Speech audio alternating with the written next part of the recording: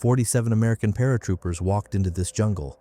19 walked out. The rest, swallowed by the green, dragged into tunnel networks so deep that recovery teams never found them. And you know what the Pentagon did? They drew a red line on the map and wrote 3 words: off limits, Australians only. Wait, Australians? The guys from the country with more kangaroos than soldiers? Those Australians were allowed to go where United States Marines were forbidden to set foot? Oh, this story gets so much wilder than you think, because what those Aussie operators were doing in those mountains, the methods, the tactics, the things they left behind for the Viet Cong to find, was so effective and so disturbing that American liaison officers were requesting emergency transfers just to get away from them. One Marine sergeant came back from a joint patrol and submitted a 2-word report that got immediately classified. Those 2 words: "We're amateurs." You're about to discover why the most powerful military on Earth handed over 14 square kilometers of Vietnamese jungle to 150 men from a country most Americans couldn't find on a map. And trust me, by the end of this video, you'll understand why the Viet Cong stopped calling them soldiers. They called them something else. Ma Rung, the jungle ghosts. Stay with me. 23 kilometers southeast of the Australian base at Nui Dat, the Long Hai Mountains rose from the coastal plains like the spine of some ancient beast. From the air, the massif appeared deceptively small, a mere 14 kilometers of jungle-covered limestone extending toward the South China Sea. American aerial reconnaissance had photographed every square meter.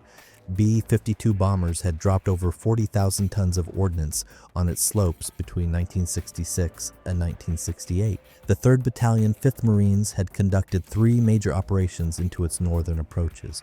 And yet the Viet Cong's D-445 Provincial Mobile Battalion continued to operate from its caves and tunnel complexes with apparent impunity.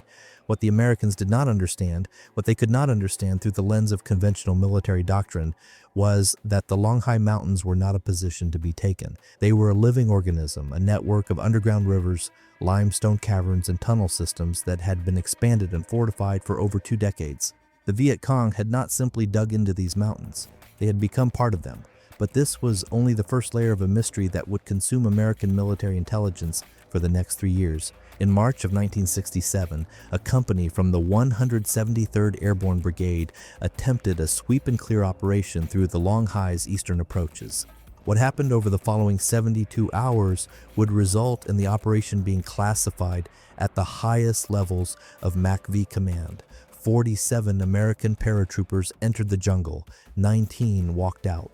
The rest had not been killed by conventional ambush or booby traps. They had simply vanished, their bodies never recovered, their fates unknown, their names added to the MIA rolls that would haunt American families for decades to come. The official after-action report attributed the losses to enemy action and complex terrain. The unofficial assessment, circulated only among senior intelligence officers, told a different story. The Viet Cong had not fought the Americans. They had hunted them, systematically, patiently, one by one, pulling men from their patrol lines without a single shot being fired. This was the moment when MACV Command made a decision that would remain buried in classified archives for over 40 years. The Long Hai Mountains were declared off-limits to American ground forces, but the problem remained. D-445 Battalion continued launching attacks on Allied positions, and someone had to deal with them. Enter the Australians. To understand why the Pentagon turned to a force of barely 500 men to accomplish what 20,000 Marines could not, one must first understand the peculiar nature of the Australian military presence in Vietnam. The first Australian task force had arrived in Phuoc Tuy province in 1966 with a mandate that differed fundamentally from American operational doctrine. While U.S. forces measured success in body counts and territory seized, the Australians had been given a single objective: pacify Phuoc Tuy province using whatever methods they deemed necessary. The key word was whatever. Within the Australian task force operated a unit so small it barely registered on American organizational charts, the Special Air Service Regiment, or SAS, 3 squadrons rotating through Vietnam, never more than 150 men in country at any given time. Their official designation was reconnaissance. Their actual function was something far more primal, something that would make American interrogators at the Phoenix program look like amateur enthusiasts. Captain William "Billy" Dundas had commanded 2nd Squadron SAS since February of 1968. A former sheep station manager from rural Queensland, Dundas had never seen combat before his first tour in Borneo during the Indonesian confrontation of 1965. What he learned in those Borneo jungles, tracking communist insurgents through terrain so dense that visibility rarely exceeded 3 meters, would transform him into something the Viet Cong had never encountered. But the true revelation came not from Dundas himself, but from the men who served under him, and specifically from a group whose very existence the Australian government would deny for decades, the Aboriginal trackers of the Australian Army. Private Dorian Walker was a Pintubi man from the Western Desert, recruited into the Army through a program that officially did not exist.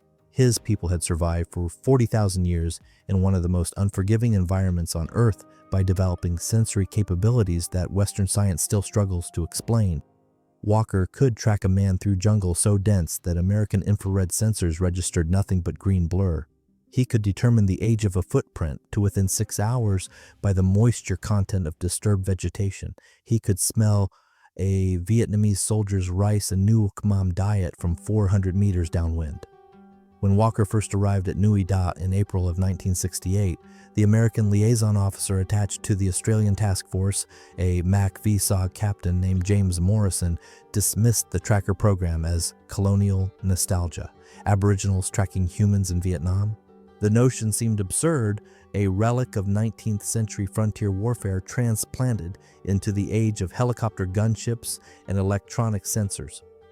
Morrison would revise this assessment exactly 17 days later, under circumstances that would result in his immediate request for transfer back to American command. But we are getting ahead of ourselves. Before we can understand what Morrison witnessed in those mountains, we must first examine the doctrine that made it possible, the tactical philosophy that separated Australian SAS operations from everything the Americans had attempted. The American approach to counterinsurgency in Vietnam operated on a simple principle: find the enemy, fix them in position, and destroy them with overwhelming firepower. This doctrine had won World War II in Korea. It had crushed conventional armies across 3 continents. But in the triple canopy jungles of Southeast Asia, it had one fatal flaw: you cannot destroy what you cannot see. The Viet Cong understood this intimately. They had studied American tactics for years before the 1st Marine Battalions waded ashore at Da Nang. They knew that Americans moved in large units, made noise, followed predictable patterns, and relied on artillery and air support to compensate for tactical limitations. Against such an enemy, the jungle itself became the ultimate weapon. All you had to do was wait. Australian SAS doctrine inverted every assumption of American warfare. Where Americans moved in platoon or company strength, Australian patrols consisted of 5 men. Where Americans cleared jungle with defoliants and napalm, Australians learned to move through it without disturbing a single leaf. Where Americans announced their presence with helicopter insertions and radio chatter, Australians walked in from kilometers away, established ambush positions, and waited in absolute silence for days at a time. But the most significant difference, the one that would shock and disturb American observers, lay not in tactics, but in psychology. Australian SAS operators did not see themselves as soldiers conducting counterinsurgency operations. They saw themselves as hunters. And in hunting, there is no such thing as a fair fight. The first documented American observation of Australian SAS methods occurred on the 15th of June, 1968, when Captain Morrison accompanied a 5-man patrol into the northern approaches of the Longhai Mountains. What he recorded in his classified after-action report would eventually reach the desk of MACV Commander General Creighton Abrams himself. The patrol had departed Nui Da at 0300 hours, moving on foot through 8 kilometers of rubber plantation before reaching the jungle fringe. Morrison noted immediately that the Australians moved differently than any American unit he had served with. There was no talking, no hand signals, no sound whatsoever. The patrol leader communicated through a system of touches: shoulder for stop, arm for direction, hand signals so subtle Morrison missed half of them. By dawn, they had covered 12 kilometers and established a position overlooking a trail intersection that intelligence suggested served as a courier route for D-445 Battalion. What happened next would form the centerpiece of Morrison's report. The Australians did not set up a conventional ambush. They did not dig fighting positions or establish fields of fire. Instead, 4 men melted into the undergrowth on either side of the trail, while the 5th, Private Walker, the Aboriginal tracker, moved forward to examine the path itself. For 20 minutes, Walker studied the trail, occasionally lowering his face to within centimeters of the ground, sniffing the air, touching vegetation with his fingertips. When he returned, Walker communicated something to the patrol leader in a whisper so soft Morrison could not hear it, despite being less than 2 meters away. The patrol leader nodded, and the Australians began repositioning with movements so slow they seemed almost geological. 11 hours later, a 3-man Viet Cong courier team walked directly into the ambush position. They never knew the Australians were there. The first indication of danger came when the lead courier stepped on a pressure-release detonator connected to a claymore mine. The entire engagement lasted 4 seconds, 3 enemy eliminated, 0 Australian casualties, 0 shots fired that could be heard beyond a 50-meter radius. But this was not what disturbed Morrison. What disturbed him came after. Standard American doctrine called for immediate extraction following contact with enemy forces. Get in, hit hard, get out before reinforcements arrived. The Australians operated under no such constraints. Following the ambush, the patrol remained in position for another 6 hours, watching the trail. At 14:30 hours, a second Viet Cong element arrived. A 7-man search team sent to investigate.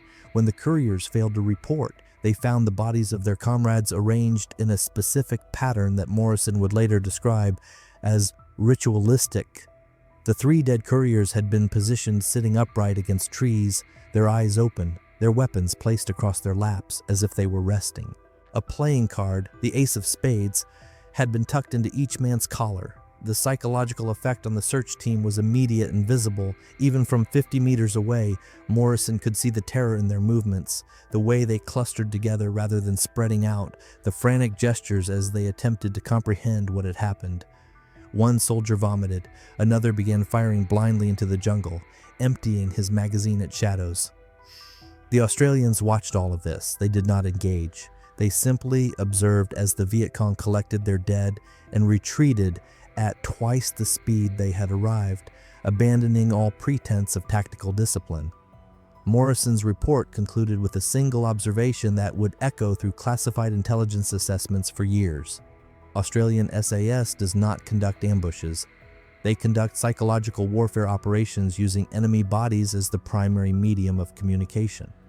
Effectiveness unprecedented. Recommend detailed study of methods. Personal recommendation: I do not wish to participate in future joint operations.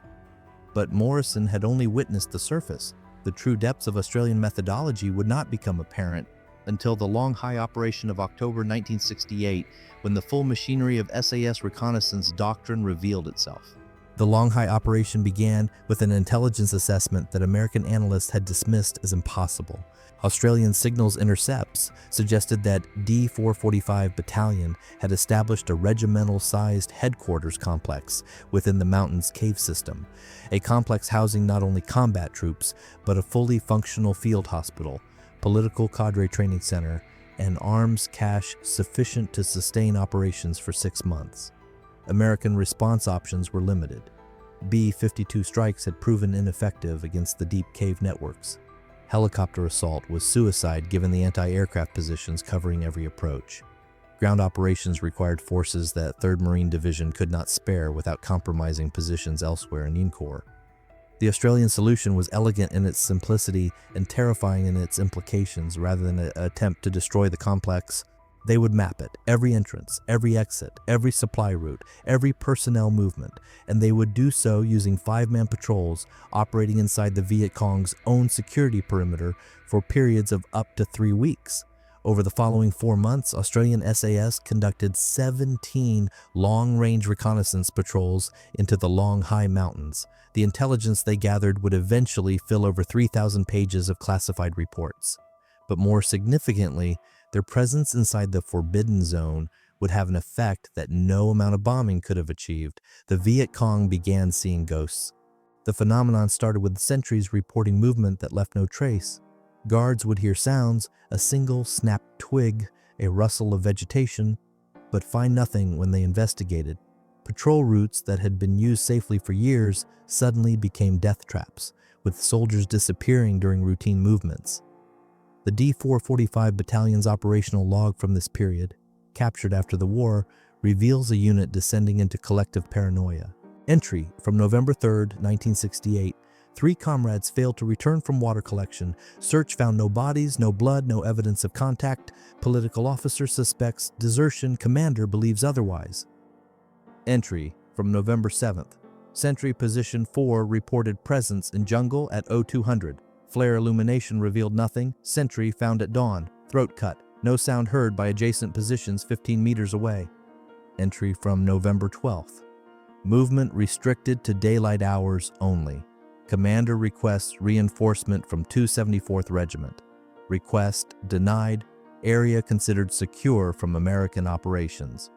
But the area was not secure from Australian operations. And what the D-445 Battalion did not know, could not comprehend, was that the men hunting them had learned their craft not from military academies, but from trackers whose ancestors had been pursuing prey through hostile terrain since before the pyramids were built. Private Walker had identified 17 separate runs through the Longhai jungle, habitual paths used by Viet Cong personnel moving between cave complexes. Like animal trails in the bush, these runs represented the accumulated wisdom of hundreds of movements, the paths of least resistance through dense vegetation, and like any hunter, Walker knew that the best place to wait for prey was along these runs. The Australians did not attempt to close these paths or ambush every movement. That would have been inefficient. Instead, they selected 2 or 3 high-value runs and turned them into killing grounds, striking unpredictably and then withdrawing before the enemy could respond. The effect was not measured in body count, though Australian kill ratios in the Longhai would eventually reach 17-1, but in psychological degradation. By December of 1968, D-445 Battalion had effectively ceased offensive operations. Their strength had not been significantly reduced. Their supplies remained adequate. Their weapons were functional, but their will had been broken by an enemy they could not see, could not understand, and could not fight. This brings us to the central question that American military historians have debated for decades. Why were Australian methods so effective where American methods had failed? The answer lies not in technology or training, but in philosophy.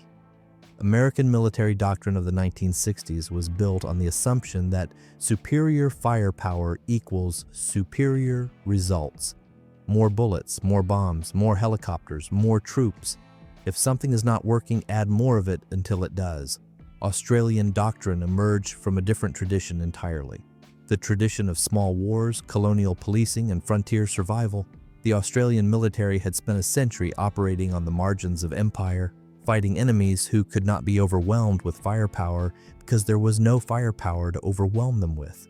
The Boer War, the Malayan Emergency, the Indonesian confrontation.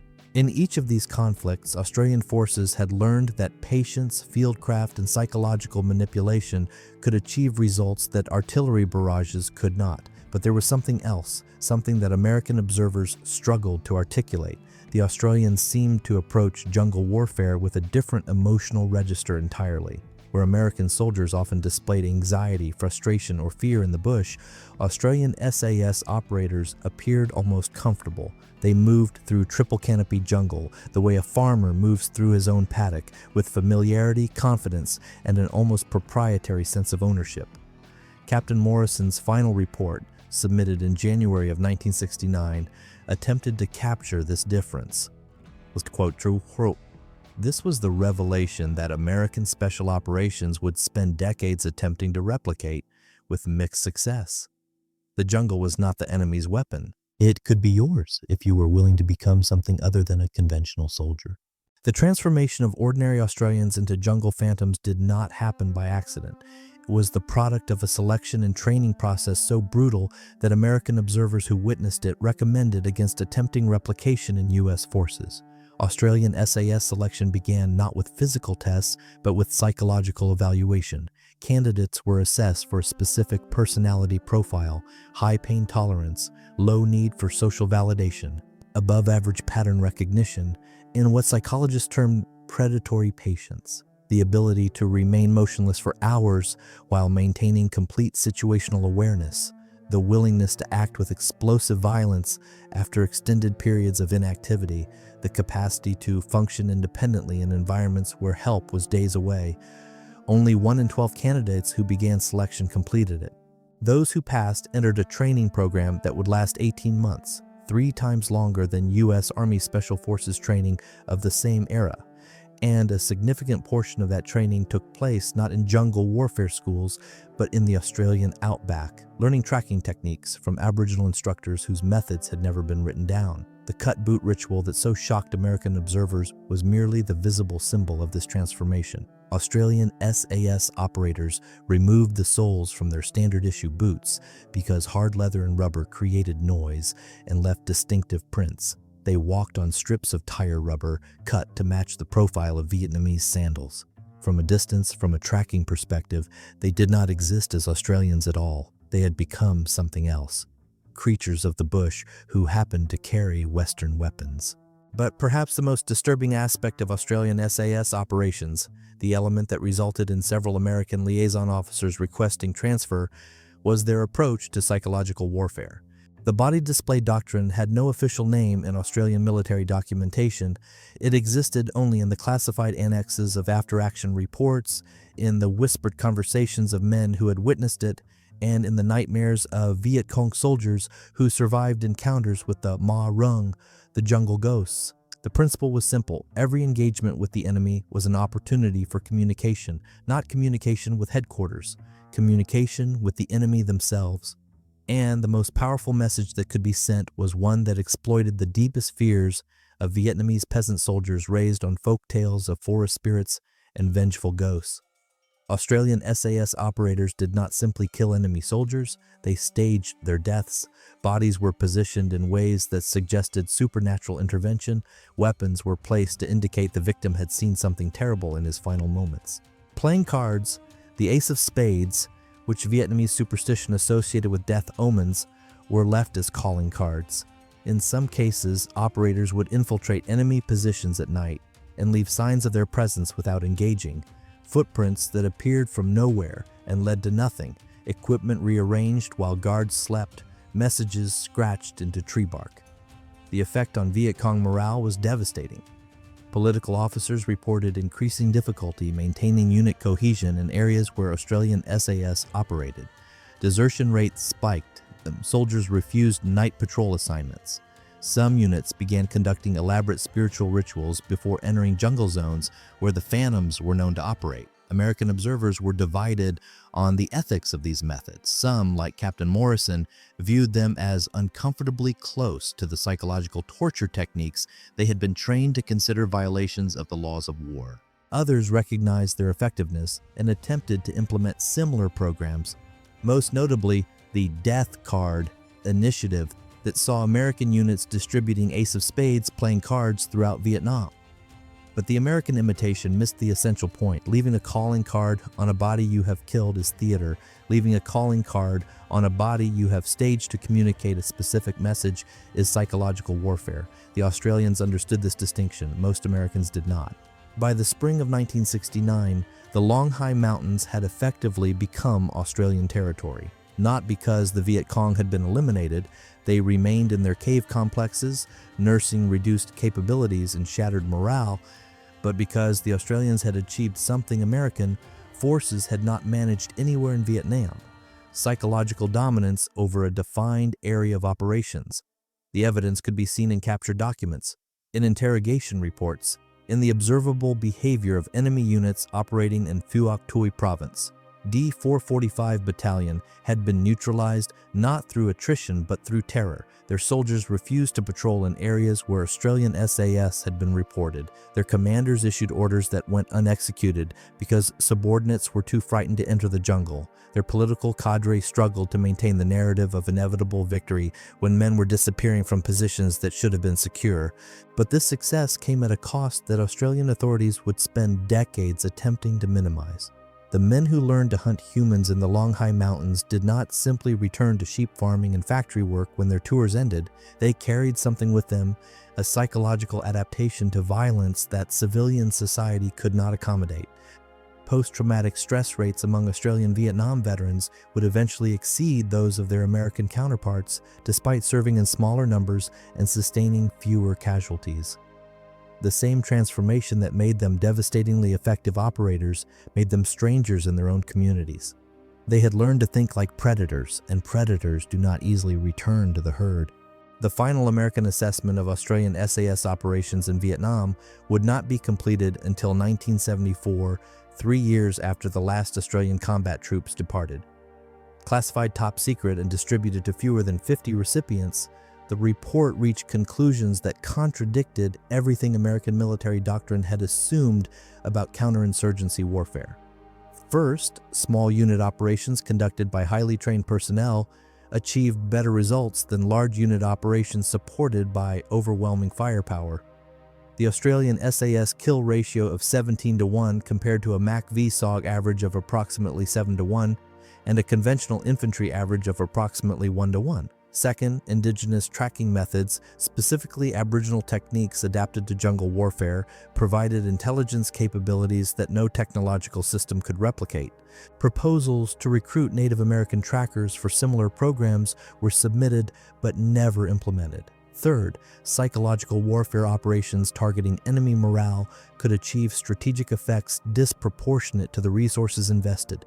A single 5-man patrol operating for 2 weeks could degrade enemy effectiveness more than a battalion-sized sweep and clear operation. Fourth, and most controversially, Australian methods achieved these results while operating under significantly fewer restrictions than American forces. The classified annex noted that certain Australian practices regarding treatment of enemy dead and conduct of psychological operations would likely violate standing MACV directives if conducted by U.S. personnel. This final point would ensure that the report remained classified for decades.